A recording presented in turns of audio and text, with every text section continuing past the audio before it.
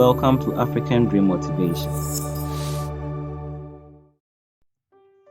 After the 1960 Internet Revolution, many startups emerged all over the world, and with time, a lot of them folded up, leaving just a few who were able to stand the test of time and grow to become mainstream firms. Companies like Amazon and Alibaba, which came into the scene in the 1990s, became international e-commerce giants. Their dominance in the industry was overwhelming, eventually putting their founders' name on Forbes' list of top 100 richest people in the world. All this while, Africa was quite silent in the mainstream e-commerce market. After 2 decades of Western dominance in the industry, there was still space for yet another revolutionary company to emerge. Africa was the untapped region, and in 2012, a startup was born. It came with a blue ocean strategy, ignoring America, Europe, and Asia, which were highly dominated by the unicorn firms. In 2012, Jumia was launched in Nigeria, which is Africa's biggest economy. It was founded by Jeremy Hodara and Sasha Ponyone, along with Tunde Kehinde and Raphael Kofi Afedo. In Nigeria, Jumia didn't just sweep the market under its sleeves. It had a strong competition from Konga, which was founded in July 2012, the same year Jumia came into the scene.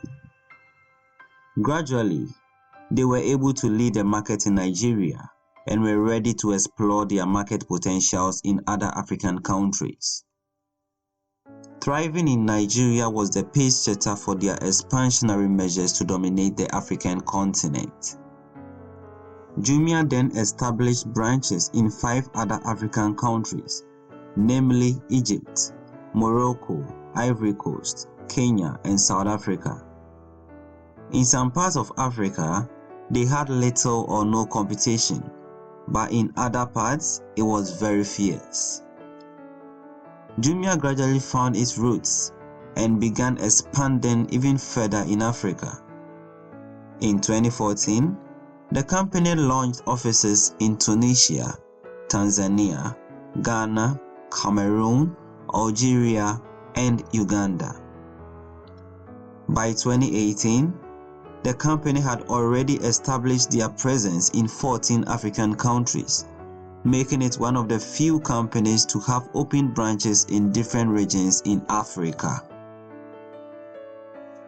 Moving deep into African e-commerce, Jumia began experimenting with new measures aiming at cementing their dominance in the industry. In June 2013, they launched Jumia Travel. This was a hotel booking platform, bringing all hotels in a region on one platform for easy and comparative booking.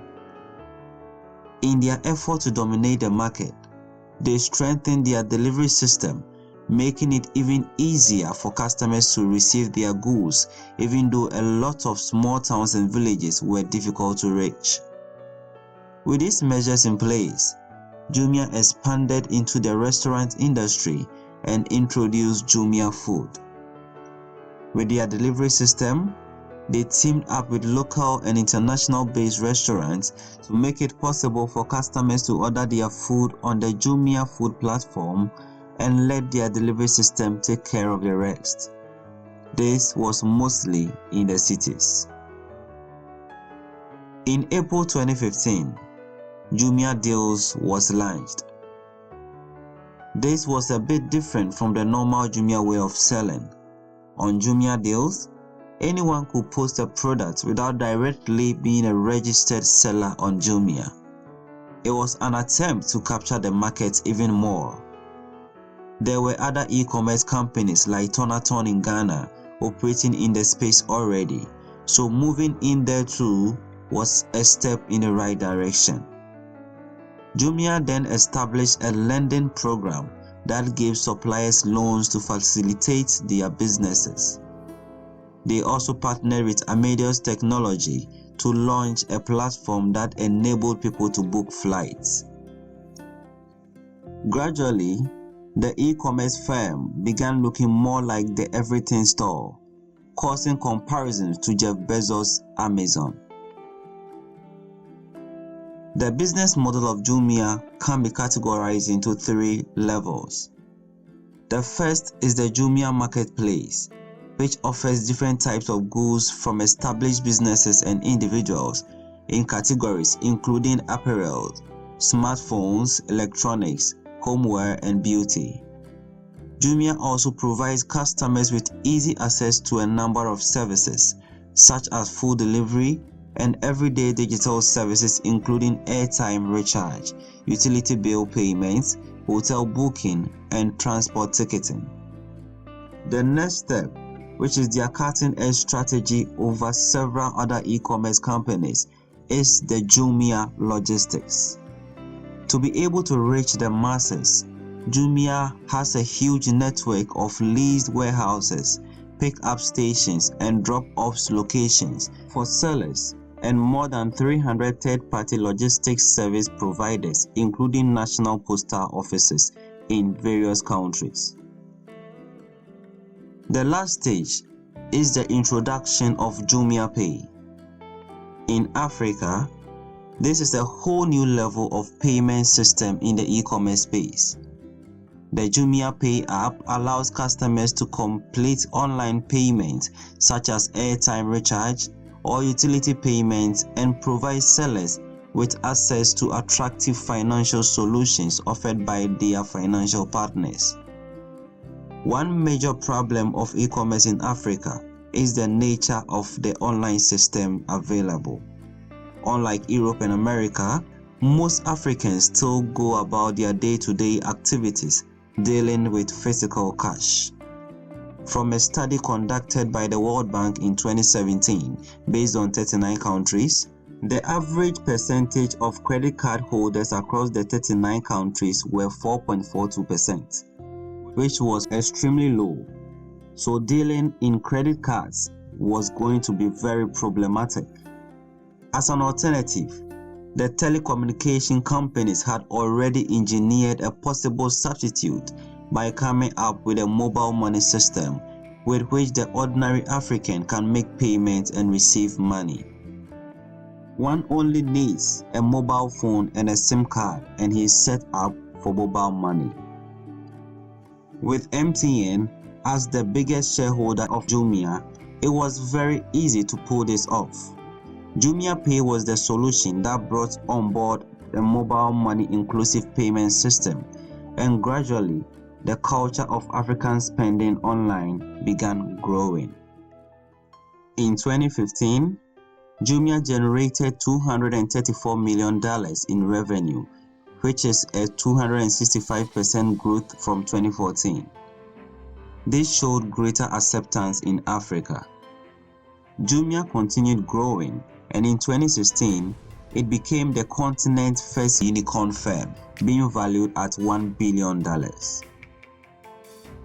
With the rising popularity of the cryptocurrency world, Jumia became one of the first companies to acknowledge the emerging digital currencies. Later on, they partnered with cryptocurrency company Telcoin to enhance payment services on their platform. With Jumia growing in size and in popularity, greater doors were opened with big brands around the world, including the 8th largest retailer in the world by revenue, Carrefour. A partnership with a French giant was a step in the right direction for Jumia, exposing the company's potential internationally.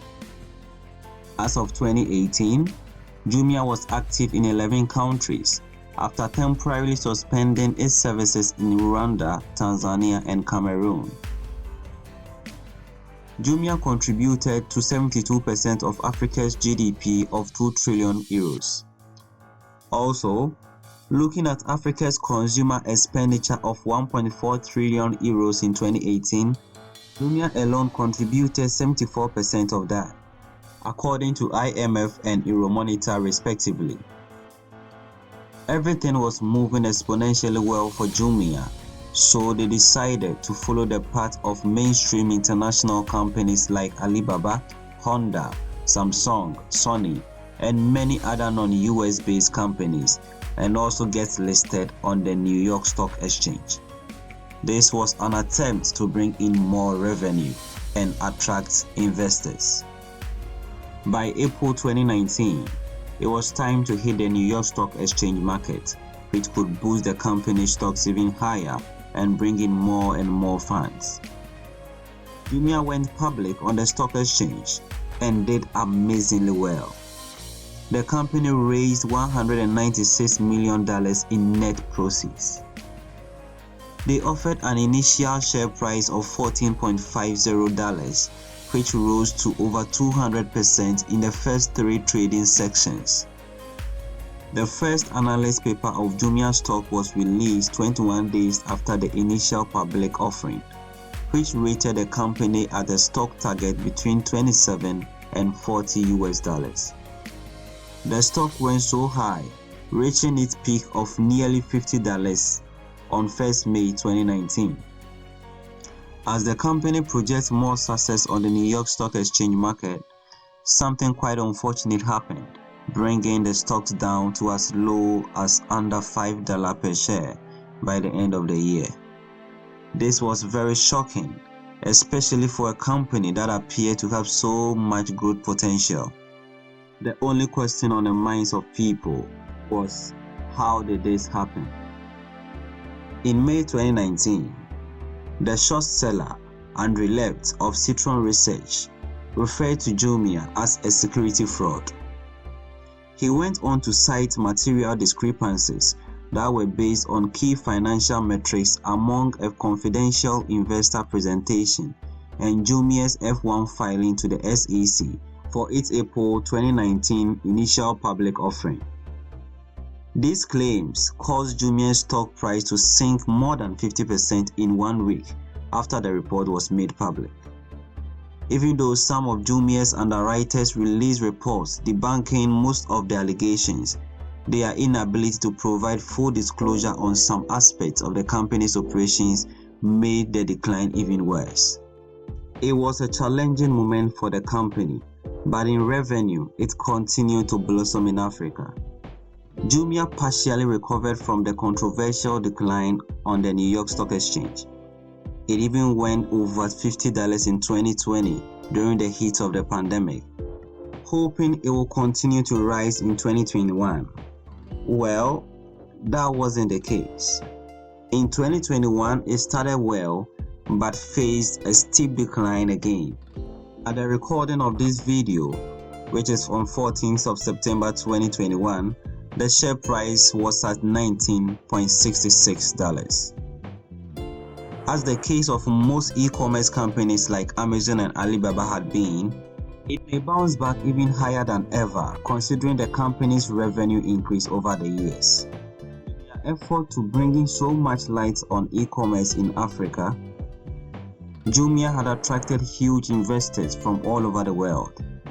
As of 2019, MTN Group, which is the 8th largest mobile network operator in the world and the largest in Africa, became the largest shareholder after investing €300 million in 2016.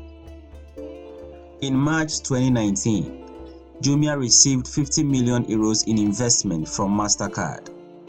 Many other investments came on board to support the good cause. In the span of a decade, the e-commerce giant has swept many awards throughout the continent of Africa and on the world stage, making it one of the most decorated companies in Africa. The following are just a few of the recognition Jumia had received over the years. Online Retail Brand of the Year 2013 and 2014, E-commerce Customer Service Excellence Award in 2015. Jumia was also ranked 82nd in the top wide 100 list. Jumia was also listed among the Massachusetts Institute of Technology's smartest companies in 2017, ranking 47th on the list. Jumia was the only African company named in the MIT's top 50 smartest companies. In 2019, Jumia was crowned Tunisia's best e-shop. In that same year, Jumia claimed the e-commerce company of the year award in Nigeria. Also in Ghana, Jumia was named the e-commerce company of the year by the Chartered Institute of Marketing, Ghana. In 2020, more than 1 billion website visits were recorded. Also, Jumia had more than 110,000 active sellers, offering over 40 million products in total. Jumia also had 6.9 million active consumers listed in Africa, and more than 28 million orders were made in 2020 alone. In every 2 seconds, Jumia records a transaction, which is very amazing. In spite of all these mind-blowing metrics, Jumia is yet to make profit after 9 years in business. You might be wondering why. Check out our next video, which will bring to light the reasons why Jumia is still making losses, even though the company is valued at more than $1 billion. Thanks for watching this video to the end. Let me know what you think in the comment section. If you are new here, don't forget to subscribe and click on the notification bell. Also, share this video with anyone you believe will love it as you did. Thanks again. See you in our next video. Until then, have a nice day.